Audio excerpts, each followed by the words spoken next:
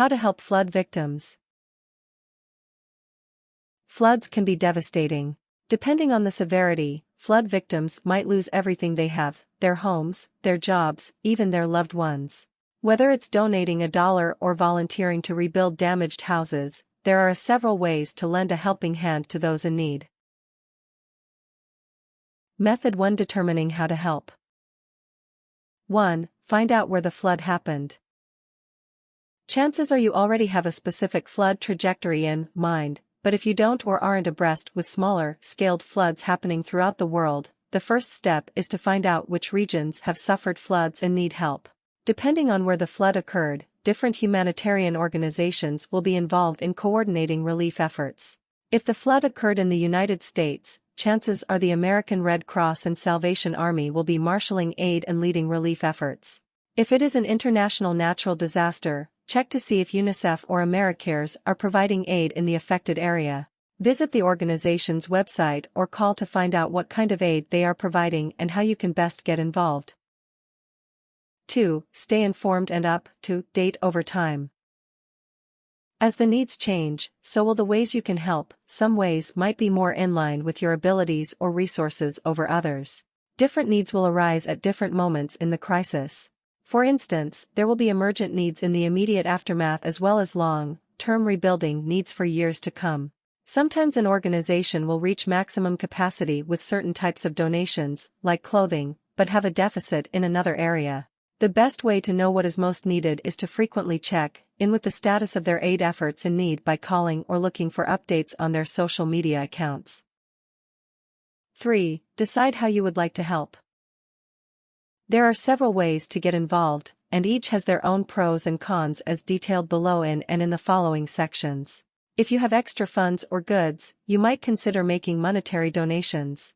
If you have time, skills, or other supportive resources to offer in lieu of monetary donations, you can offer these to those in need. There are pros, cons for each this type of involvement. For donations, a pro is that you can act quickly and put resources in the hands of organizations who can decide how to best help the victims.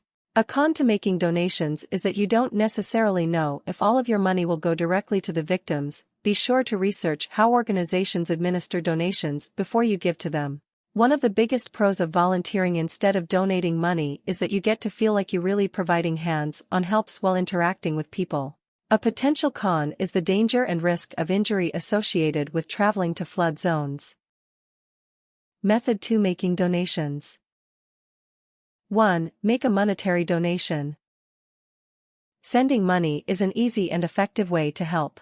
Be sure that you are donating to a reputable organization like the Salvation Army, American Red Cross, or UNICEF.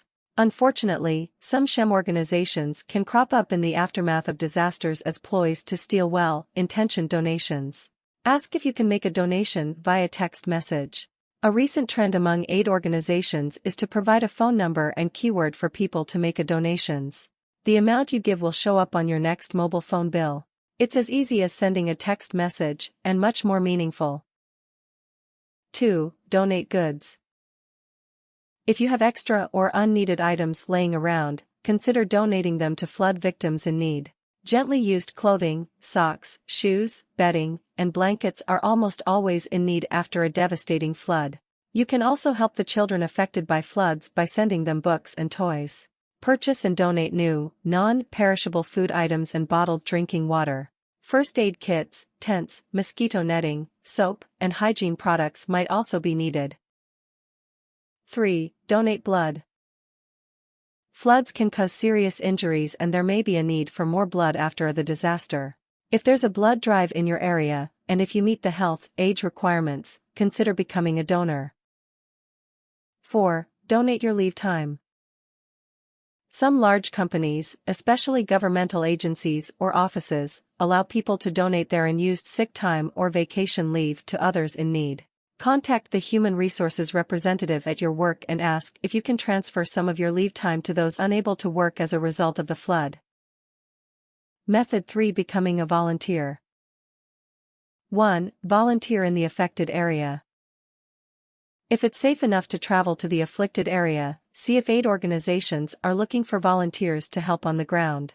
If you meet height, weight, age, fitness, education, and U.S. citizenship requirements, consider joining the National Guard. The National Guard is a part-time, locally organized branch of the U.S. military that responds to natural disasters, both in the U.S. and sometimes abroad, as part of their call of duty. After completing basic training, you can choose a short-term enlistment, 3 years, and then continue to be a member of the Individual Ready Reserve, IRR, who are called up in the event of emergencies like natural disasters. Consider volunteering with Habitat for Humanities or other organizations whose mission is to clear debris, help homeowners salvage their personal belongings, and rebuild damaged homes. 2. Volunteer your professional services. Your time and talents are a valuable resource and can help those in need. If you are a healthcare professional, see if you can donate your medical services or supplies. If you are a contractor or work in construction, volunteer your manpower, supplies, and other resources towards rebuilding efforts. If you are an educator or child care worker, offer to provide support and assistance with displaced families and their children. If you are a business owner, especially in the area surrounding the flood, offer discounts or gratis goods services to those affected by the flood. 3. Volunteer outside of the affected area. Even if you can't be there on the ground, you can still make a big difference by volunteering. Get in touch with the local branch of the aid organization working with flood victims and see if they need help in their call center, hotline, or donation processing facility. You can also become a community liaison by collecting local donations and bringing them to the regional sorting facility. Method 4. Offering other kinds of support. 1. Offer shelter. If you live nearby the flood area and your house is intact, consider fostering a displaced family who may have lost their home and everything they own in the disaster. 2. Offer spiritual support. Many people rely on their faith during times of crisis and draw emotional and spiritual strength from the support of church and religion. If you are part of a church or religious organization, encourage your leaders to reach out to flood victims with support as well as tangible aid. Some large religious organizations, like the Billy Graham Rapid Response Team, send crisis-trained chaplains into areas impacted by natural disasters to coordinate relief efforts and provide further emotional and spiritual support for those affected. If you are a spiritual person, pray for the flood victims or reflect for a moment on the situation. Open your heart to ways you can help and be a comfort to those in need. 3. Offer emotional support. In addition to other forms of help, you can make some basic, caring gestures towards those in need. Ask how you can be most helpful to those affected by the flood. They might need a hot, home-cooked meal, help taking care of their pets, or photographing flood damage for insurance claims. Be a good listener and remember that sometimes it's best to just listen and not offer your own opinions or solutions without being asked for them. Remember that people need support in the days, months, and even years following natural disasters. Be sensitive to the fact that new issues and difficulties can continue to arise, even after the flood waters subside. Warnings.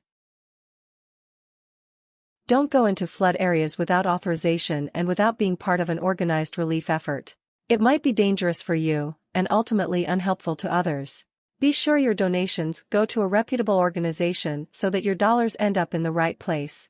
Do not attempt to provide mental help and psychological support unless you are a trained professional.